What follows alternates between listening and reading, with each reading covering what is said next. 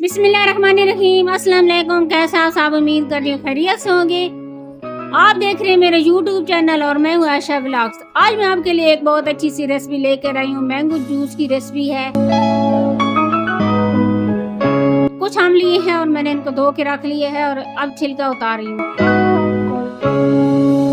छिलका मैंने उतार लिया। अब छिलका उतारने के बाद मैंने छोटे छोटे आमों को काट लिए है।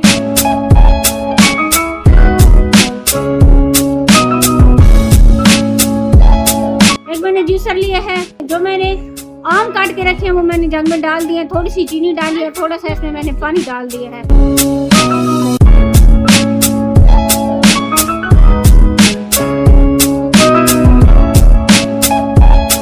ग्राइंडर को मैंने चला दिया है। जूस मेरा बहुत मजेदार सा तैयार हो गया। मेरे चैनल को सब्सक्राइब करें, वीडियो को लाइक और शेयर करें। अल्लाह हाफिज।